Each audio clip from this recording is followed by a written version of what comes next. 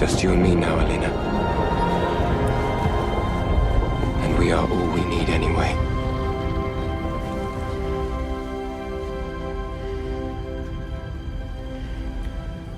You may have needed me, but I never needed you.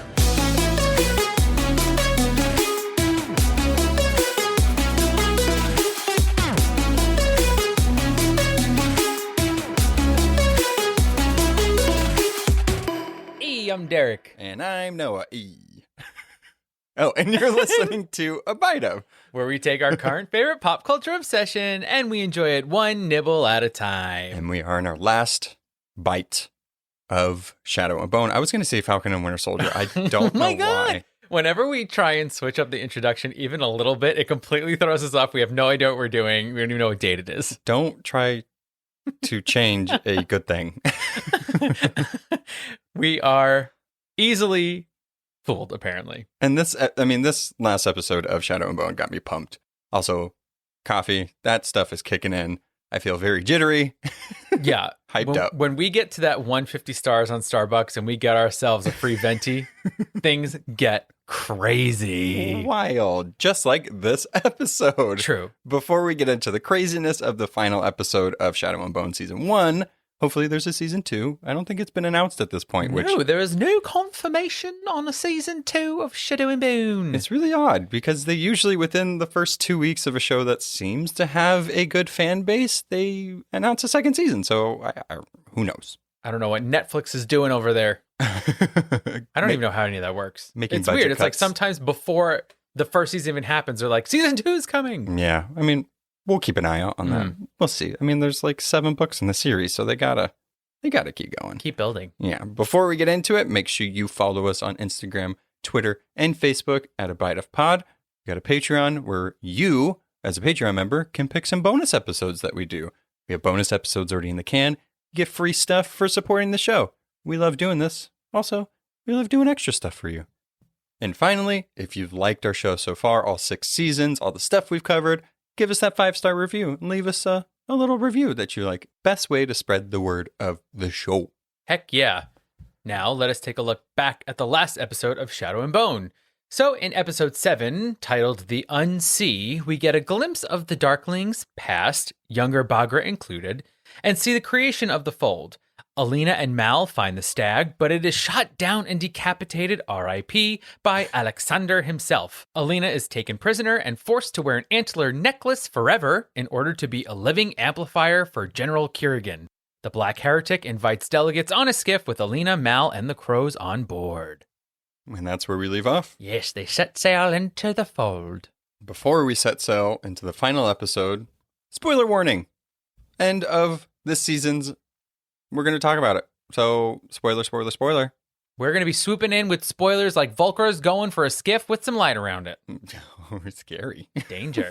So, let us officially take a bite of Shadow and Bone, Episode 8, No Mourners. Which is directly the crow's little saying, no mourners, no funerals. Okay.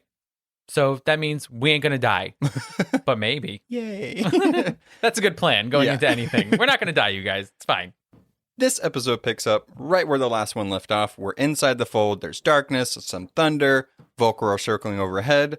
The crows are below deck and prepare for a possible fight between General Kirigan, maybe, or the Volcra. They're in a very precarious situation at this point. I also want to say that one of my least favorite characters, just because I don't like them, is Ivan.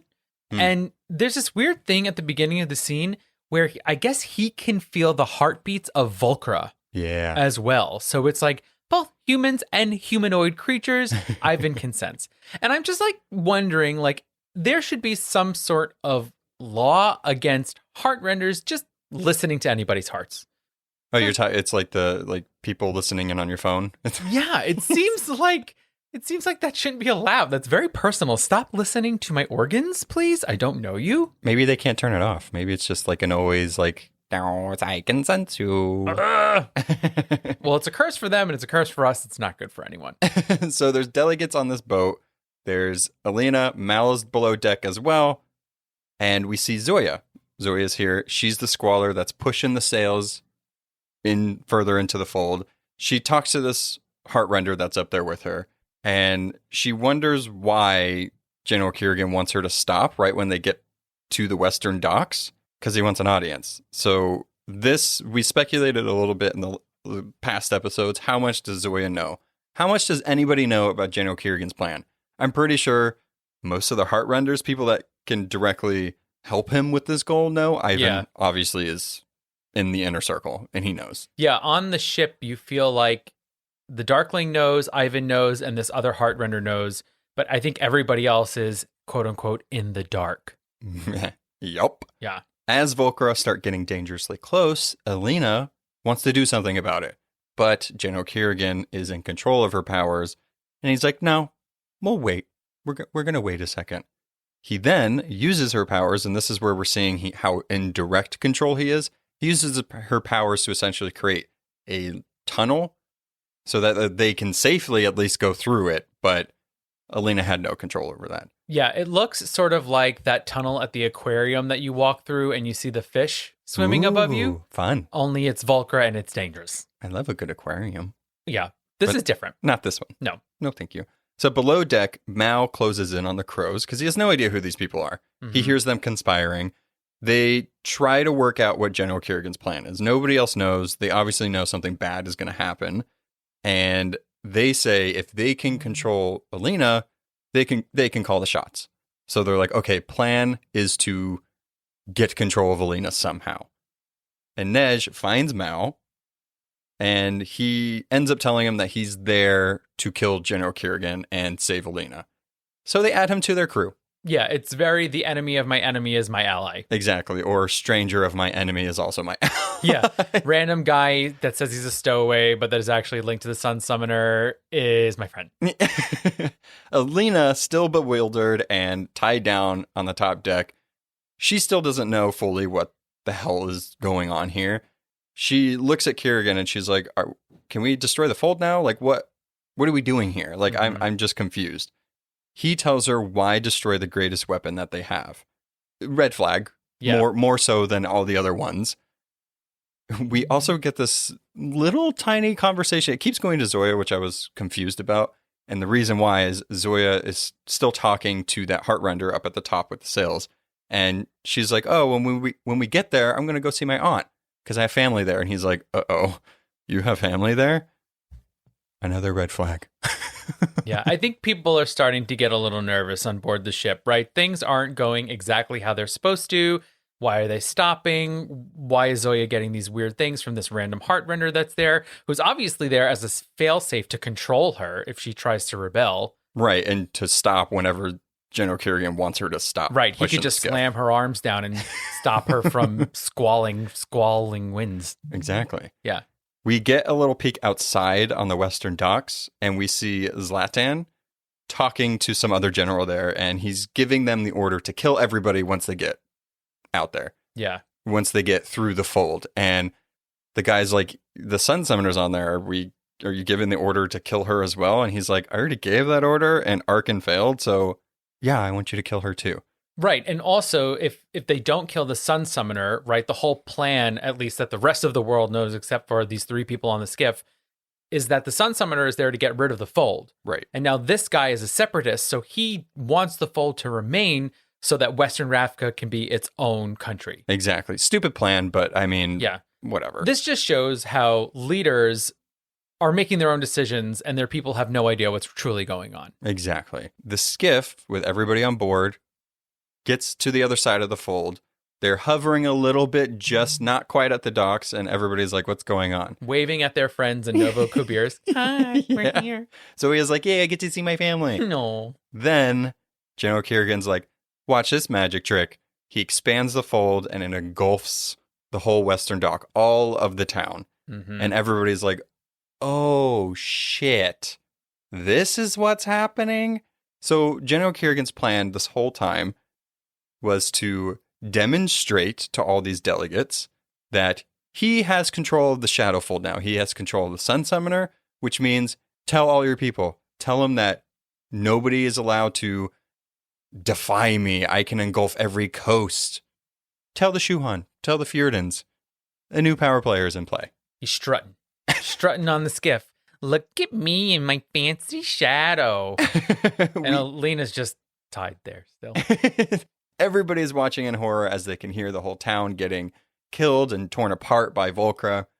Down below, Mal and the crows, pretty much they need to make a move now. Mm-hmm. They can hear what's going on. Kaz wants to wait because he's like, we need to get out of the fold. We need to like make sure our move is the smart one. Mal is like, nah, best move to do is now. And Neige is like, true, I'm going to go with him.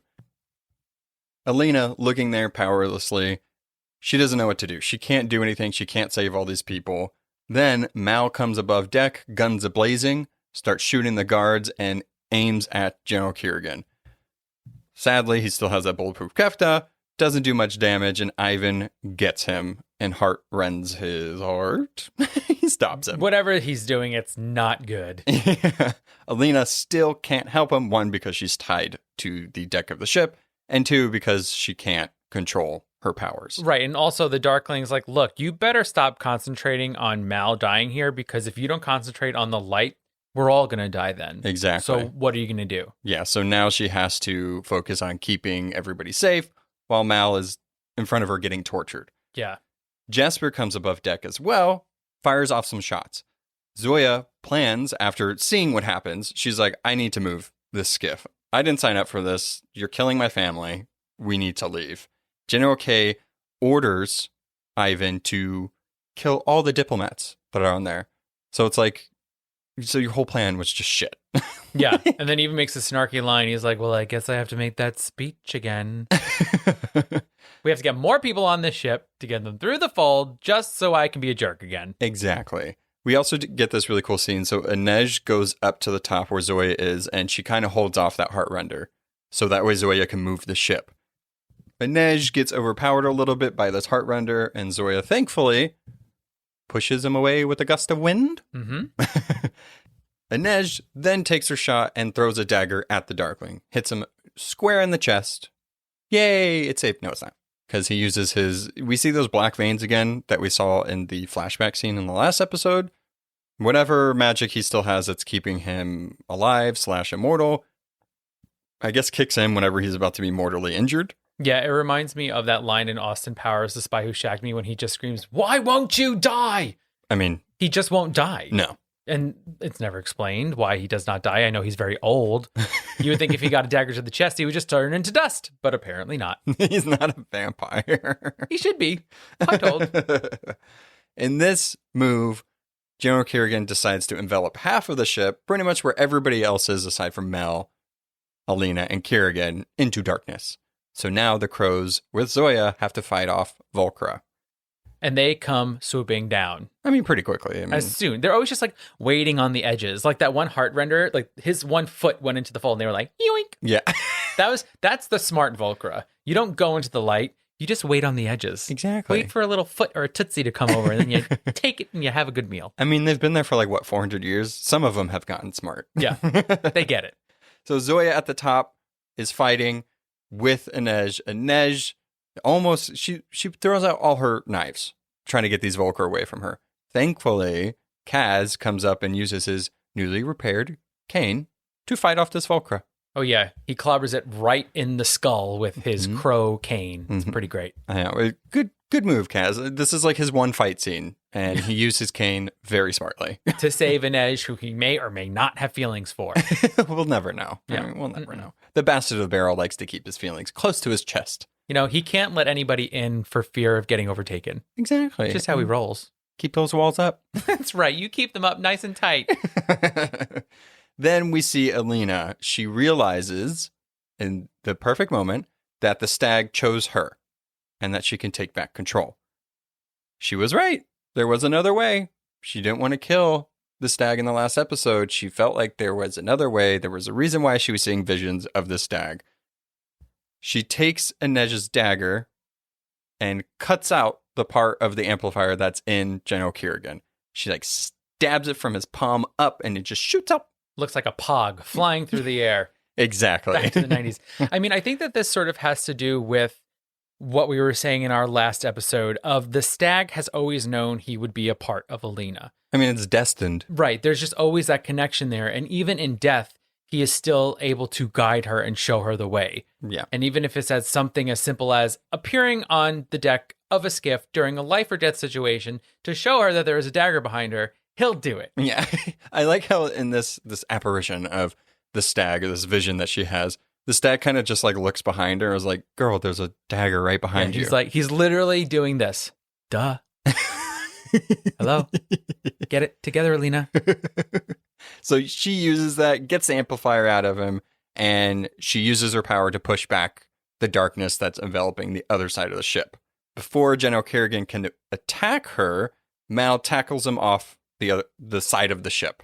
Ivan then attacks Alina, and Jesper shoots Ivan quite a few times. Mm-hmm. He gets a little round too, but still doesn't shoot him in the face because he can't shoot a pretty face. No, but as we've learned, close range shooting on a Kefta, although we don't know if it could break through it, it could definitely propel someone far overboard. Yeah, it's like the bulletproof vests that cops wear. It's like it can take a bullet, but it can't take repeated bullets. Yeah. It's going to hurt regardless. Definitely. I need to also, we all know in our past episodes, I have problems with how they travel through the fold.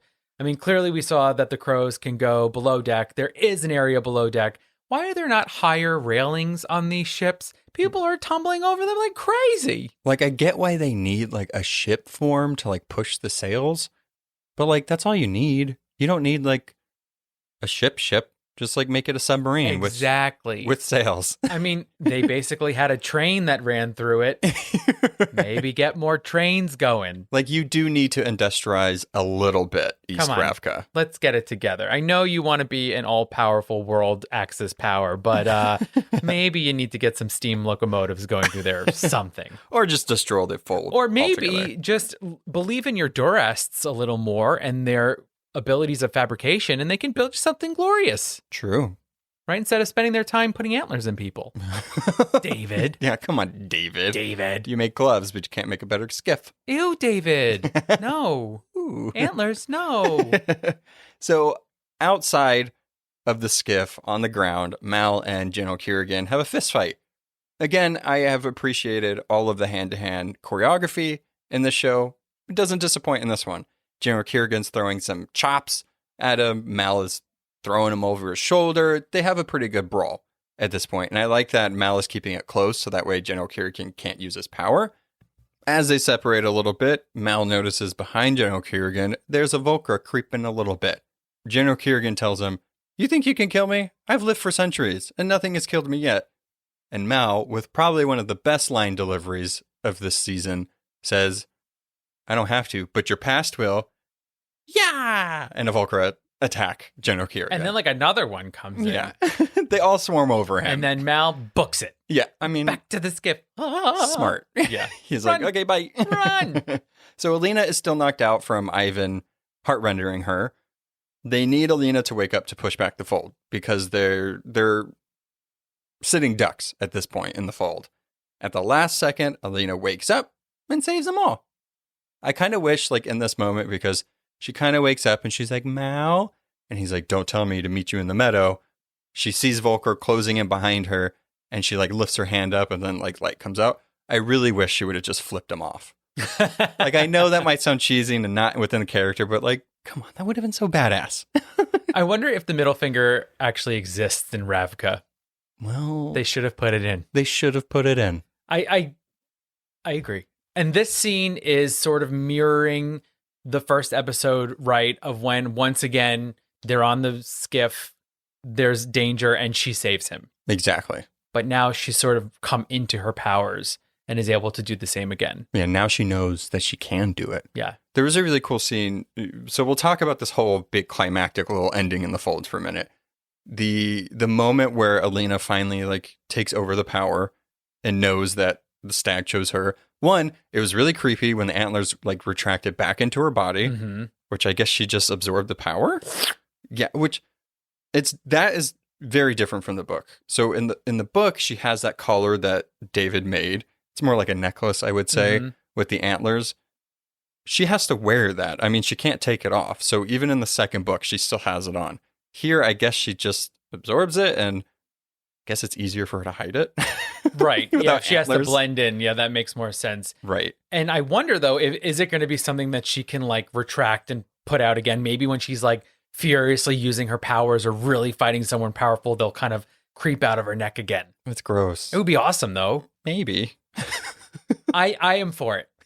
But also I think this talks about the problem that we were talking about in the last episode where we were kind of like, if there are other amplifiers and she might have to get other things, then is she just going to be like this weird bird antler lady? Yeah, so the Marzova's amplifiers, there's the stag, the sea whip, and the firebird. Mm-hmm. So it's like, I'm going to be really curious if there is more seasons how they're going to portray those, because they already changed how even the antlers are. Right. And if she retracts them just like Wolverine before he gets his like metal claws, how he had those bone ones. Bones. That's why it grosses me out a little bit. I'm like, ew, and it's on your neck. Not great. Another big change with this climactic ending was Alina learns to use the cut. She has her own cut. I want to say it's like a sun sword almost. And we didn't see that here. I was really waiting for her to be like, I got a cut too. And her and General Kirigan maybe duke it out a little bit. Like she destroys the ship. Right. And she feels really guilty for killing all of those people on board, but she had no other choice. So I liked that part of the book because she had consequences with what she did.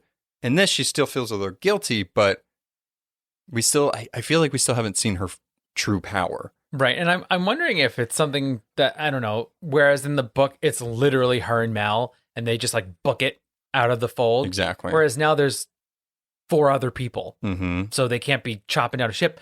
But I agree. I mean, although in the book, she doesn't necessarily like chop Kirigan, I did like that she was the one that stopped him with the cut and taking down the ship. Exactly. And this, Mal sort of takes ownership of Kirigan getting Volcred or whatever. Right. Whereas she's just like laying on the ship. Yeah, it's like, I felt like they did team up well with it. It was like she took out the amplifier, then he tackled her overboard, but then she kind of got disposed of pretty quickly. Right. So it was like, it was her moment and she took her power back, but all it was really used for was to protect the ship so that they can get out. So there was that missing moment of like the protagonist coming into like their full power. And, you know, so it is missing a little bit. Yeah. And I like seeing Alina more as someone who can attack and not just a defense mechanism. Right. And that's really kind of all she's been, is a defense mechanism. And yeah. Even in these final moments, we didn't get to see her do any cool moves to take down someone's HP. Exactly. Yeah. I'm curious. I wonder if they are going to do it because, I mean, even in the second book, the first couple chapters, she's using the cut left and right. So maybe she learns it at some point. Off screen, which would stink because we would want to see that. Yeah. Especially with Kirigan. I mean, he cut Kaz. He almost cut Mal. He's using the cut nonstop. Mm-hmm. You know, he's cutting people's heads off in his past. I mean, yeah, all he can do is really blind people. Or I guess choke them out with darkness. Gross. Did he just drive them crazy? Like, what happened to the conductor when he enveloped the conductor in shadow? What happens to them? I mean, I feel like he was choking, so that's why I was like, I guess he can suffocate people because it's like a smoky. I know it's darkness, but it also feels almost like tangible and like, yeah, you know. So maybe he can do more than just make the room dark. Explain your powers. All right, so after they safely get out of the fold, they're on the other side. They're on East Ravka side. So the Crows, Zoya, Mal, and Alina regroup a little bit. I did like the scene because Inej gets to properly meet Alina, and you know she's looking up to her. She's like, Saint Alina, and Inej tells Alina that her hand is hers whenever she needs it, which I thought was nice. It was like, okay, maybe we'll see them interact later on if there's a second season or so. Call on an assassin whenever you need it. I'll be there. Exactly. Alina decides to give the Crows a very valuable piece of jewelry. You know, Kaz saw this jewelry and paintings in the little palace. She wore it on her head and this big show of what the General Kirigan can do. And it's nice because it's like they can't really kidnap her at this point because even Jesper's like, it'd be bad taste to kidnap somebody that just saved your life. So I'm glad she was like, oh, I saved this. Yeah, and I do think it gives them an out, you know, of not getting their million Kruger. And, you know, in the episode prior, he's like, we got nothing here, folks. We have no money. We have no place to go back to. So this is her giving this to him. And he's like, oh, wow, thanks for this. And she's like, well, actually, this isn't really a reward or payment. This is me giving you this to keep your mouth shut. Right. It's like, you don't know that I'm alive. You don't know who I am. You don't know where I'm going. Just take this and go. Yeah, we didn't just enjoy this bonfire together. Right. I do like that. Like, you can see the crows and they have some moral compass and they're like, okay, yeah, I don't think we can do this now. What are we going to do? But they still stayed true to themselves, at least like Kaz did, because he's like, we had a job to do and we failed at doing that. And he has motivations outside of keeping his, status within the barrel, that he wants to get Inej out of the indentured servitude. Right. That she's owed with Helene. So I think giving that just made them respect her a little bit more. Yeah. I mean, I think the thing with any sort of group of thieves in any property is that if we want to like them, they have to have redeeming qualities. Right. Why are you doing the bad things? If you're doing bad things to just be bad, well, then you're a villain. If you're doing bad things for a greater good, then we're on your side. Exactly. And that's why we need that from them. Exactly. We also hear from Zoya a little bit in this one, and she's like, I'm going to go back and see if some of my family survived. And they're like, nothing good comes from that. They probably didn't survive because they didn't. So don't go there. But Zoya also warns Alina that the Apparat will turn his people against Grisha. He's going to mobilize that. She needs to find more allies.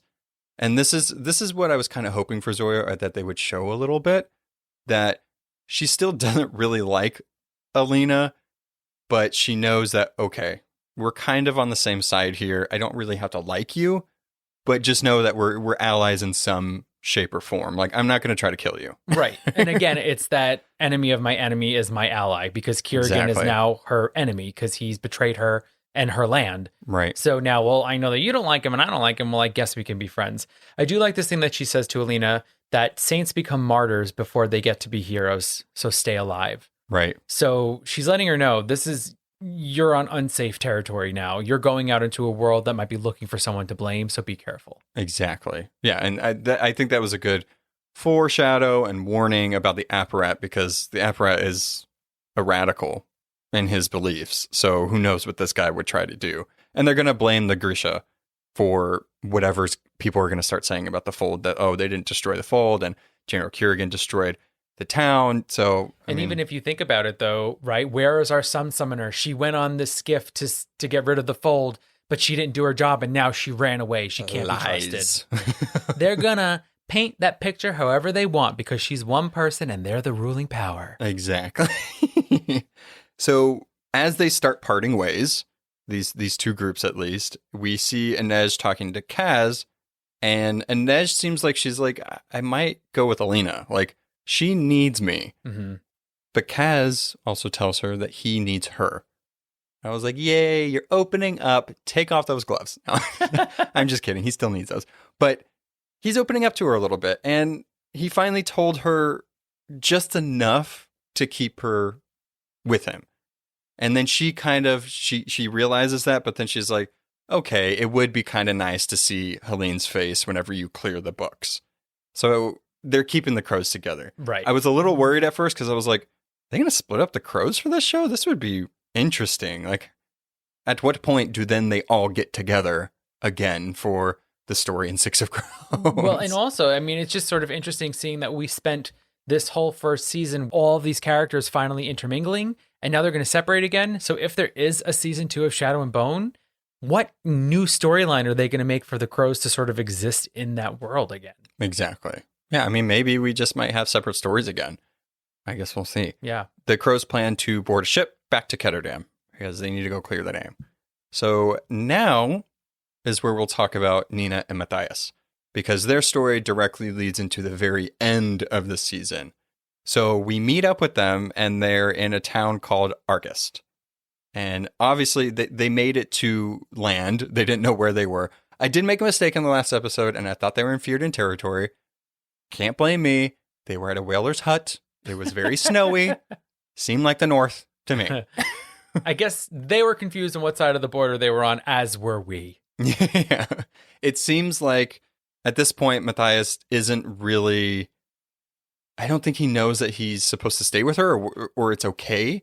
because he's like, oh, at nightfall, I'm going to go north. Right. Where Matthias knows that since they're not in Fjerdan territory, he's sort of enemy number one. You know, Fjerdan shouldn't be in Ravka, so he has to escape in the night. Otherwise, if he's found out, he will be brought to trial and most likely killed. Right. And Nina's like, oh, no. I'm not done torturing you. Meaning, I still want to be with you, man. Like, I thought we had something good going on. What happened in the whaler's hut? You saved my life. Why can't we smooch it or something? Yeah.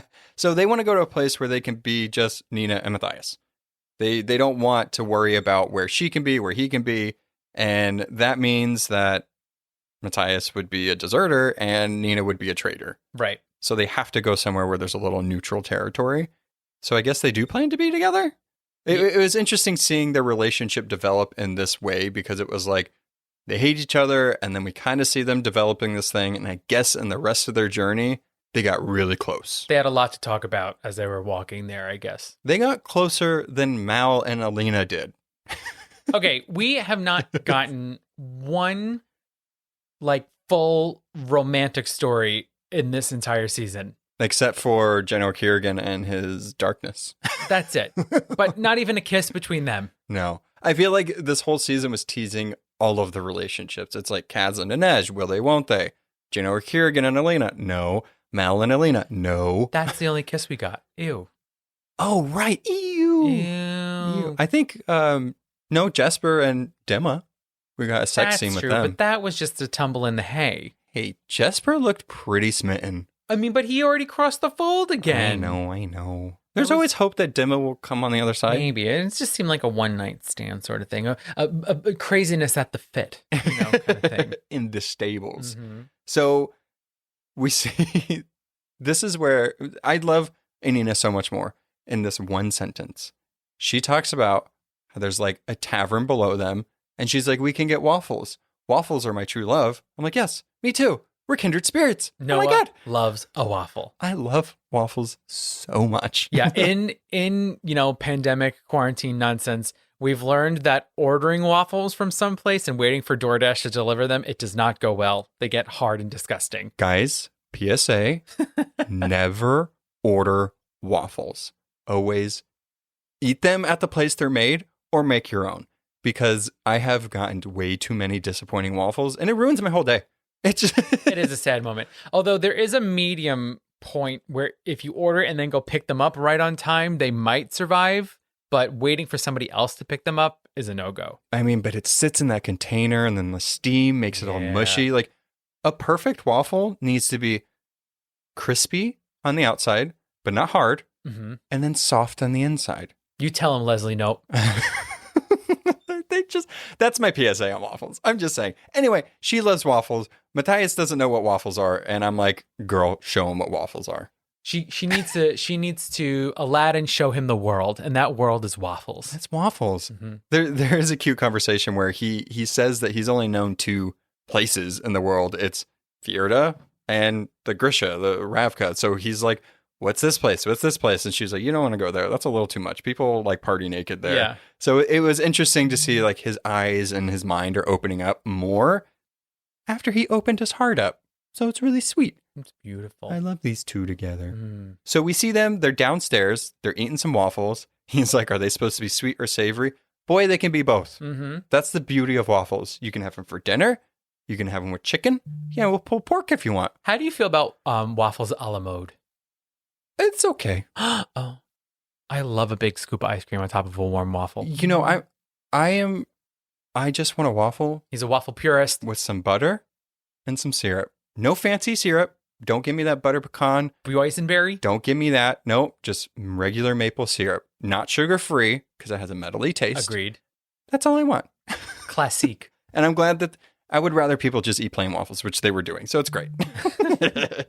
So in the middle of them, everything seems fine. They're eating their waffles. And all of a sudden, Matthias starts having a heart attack slash thing. Then out comes Fedyor. I totally forgot about him. Completely forgot. I had no idea what was going on. I'm like, who's doing this? What is happening? Why is he? Is she doing? Why can't?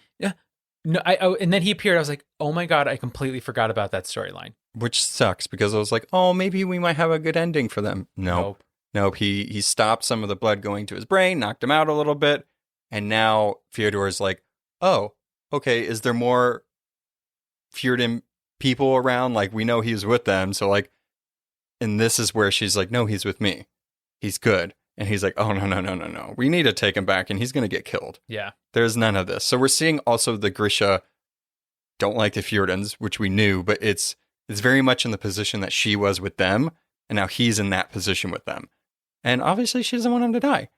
Everyone's very strict. Everybody's very strict. They just love each other. That is all of your problems. Just work together. Open your heart to Exactly. me. If he can change, which Nina told him, he's changed. He's fine. Let him be. Nope, doesn't work. So in a last-ditch effort, she just yells to the bar, slavers! This guy's a slaver. And then a guy stands up from the bar and he's like, will you testify that in court? And she's like, yes. I mean, what else? What other choice does she have? Right. It's either definite, imminent death or maybe a way to escape. Right. Trial. Yeah. And so she tells them that, and she says, yeah, I'll testify to that. And apparently you get 20,000 Kruga if you turn in a slaver. Right. So why would they pass that up? He doesn't even care if they're Fjordan or Grisha. He just wants that money. Exactly. So Nina and Matthias seemingly get escorted out by these guys, which would be good, right? They get away from Fedyor. And in my mind, she's returning the favor, right? So Nina has now turned her back on Ravka and their rules as far as it comes to Fjordans. And earlier, Matthias has done the same for her. Exactly. He's supposed to kill her right off the bat, and now he's sort of turned his country on those beliefs. But in reality, they're all horrible, esoteric rules. Right. And they should just be able to come together as they wish. Right. They can't love each other. And because of all these stupid rules and where they come from. Mm-hmm. But sadly, Matthias is knocked out during all this, so he has no idea what's happening. Face in his waffles. I know. For 1 minute, he's enjoying lovely waffles. And the next, no waffles. No waffles. And no darkness. Nina. Next scene we get is where everybody comes together. So when we see Nina and Matthias again, he's in a cell below deck, Mm-hmm. and she comes with food. And apparently they're taking him to Hell Gate, which I don't know where that is. Must be near Ketterdam. Yeah, must be somewhere in Kirsch, somewhere. Mm-hmm. And they're going to go to trial. And Matthias is like, you witch, you betrayed me. Yeah. This is what happened. We think that there's going to be a tender embrace, but instead he grabs her furs and pulls her into the bars of their cell. Choking her out. Ay. So then she uses her heart render abilities and sets him back. And it's like, oh my gosh, all of that progress that we already made, and it all falls apart because he goes immediately back to calling her a witch. She goes immediately back to using her heart render powers, which he hates, and She they're had no enemies choice. again. Right. And it doesn't help that the guy that saved them and escorted them out was like, oh, you think that you're going to deny this in trial? It could take years. Oh, is before that trial. who that was? I thought that was just some like scallywag guy that was also in a cell somewhere. No, that was the guy that was at the bar. Oh. Yeah, this dude, again, shows that not everybody's great. Yes, he took them out of Fedyor's grasp, but now they're kind of shit out of luck because they want the money. They don't care. There it is. It's always left to the legal system. Which could take years. Right. And Matthias is like, nah, I hate you. Yep. You broke my trust. Yep. So we then get above ship and we see the crows board the same ship that Nina is on. The crows know that Dresden and Pekka are going to be waiting for them in Ketterdam. Jesper's like, please tell me you have a plan. And Kaz is like, yeah, I have a plan. I don't know if he really has a plan. I hope he has a plan. Well, the only part of the plan that we know is that they need a heart render. Exactly. And good thing Nina happened to sit on a barrel right next to them. Right in earshot. Mm-hmm. She overheard it. And she's listening. So it's like now we're getting the crows roster filled out a little more. 4 of crows is next. Right. We're going to get ourselves to the 6 of crows at some point. I mean, the only one that's not on the ship is Waylon, Right. or he might be on the ship. Who is Waylon? And we don't know. Where is Waylon? Where's Waylon? We also overhear some people on the ship saying that the Sun Summoner had died. And that, they're done. She died. And Nina asks Kaz, is that true? And Kaz stuck to his word. And he's like, I don't know if she's dead, but she is a saint. I was And like, oh. And Nesh was like, "Ooh, baby, yeah, you know it." Then Mal and Alina get on the same boat. So they're going to Ketterdam. Everybody's on this freaking boat. Yeah, Every single and person. they walk past the crows like, "We don't know them. We don't know them. Strangers." The very last scene we get in this show is General Kirigan, bloody and beaten, emerges from the Shadowfold.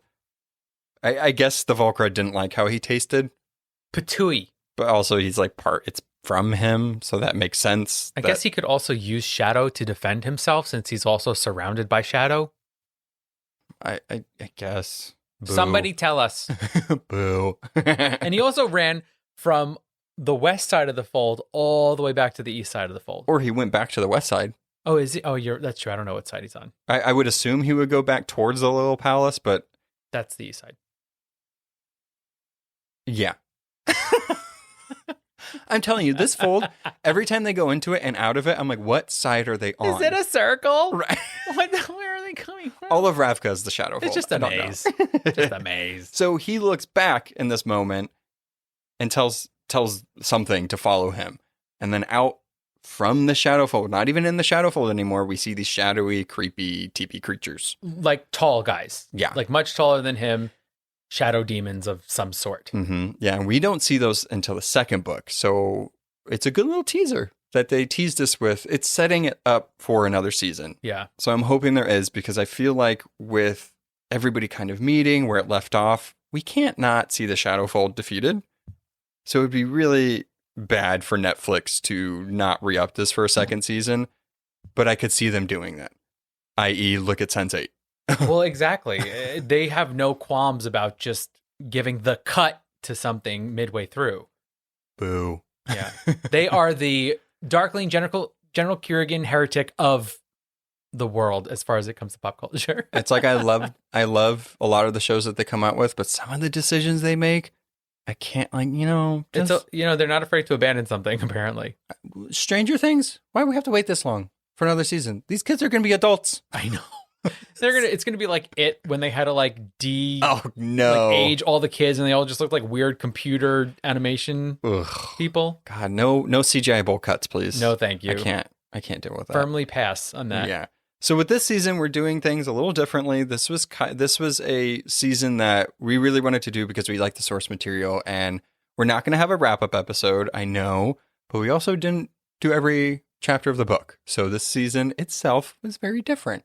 But I mean, how did you feel about the show? How did you like the book more? Did you like the show? Especially because we literally, when you're listening to this, we just finished the show like a week ago.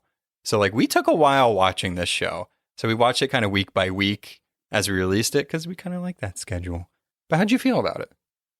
I wonder if just at my heart, I'm a purist when it comes to lit to screen things. So I think I had a hard time personally wrapping my head around the fact that they created these brand new storylines for characters that didn't even appear in this thing. I thought things that I had really wanted, like the Mal and Alina romance, they gave it to us as far as them getting along the entire time. There was never really a time where Mal was acting like a jerk. Or like they confessed it separately, but they never did it heard they never read the letters. And that part of the book that there was like a big chunk of the book of them traveling together. We didn't get that. So we didn't get to see them live in that romance, which I would have liked. We didn't even get a kiss between them. And although I thought it would have been cheesy for the kiss to be what unleashed the power of that's what got them out of the fold, it would have been nice to have a kiss. Yeah. Am I asking too much? I think it is interesting with that thing you pointed out with the only kiss we really got in here, aside from Jesper and Dimma, was Kirigan and Alina, which makes it even more gross. Yeah. Because it's like, he's an abuser, a manipulator. Gross. Like, she kind of gave herself over to the wrong person, obviously, and mistakes were made. But yeah, I think that is an interesting thing that they decided to leave out. I don't mind the crows being in this because I feel like it fleshed out, or it gave some filler to the story. I agree, yeah. And I think with the Six of Crows being so popular with this series, because the interesting thing is everybody loves the Six of Crows duology. Right. Like Shadow and Bone is the base. Yes, people love that show, but everybody talks about Six of Crows, and it's because these characters are so, they jump off the page. They're alive. It's an interesting story. And they had to include them because, or you can have two different shows in the same universe. I think that's asking a little bit too much. Yeah.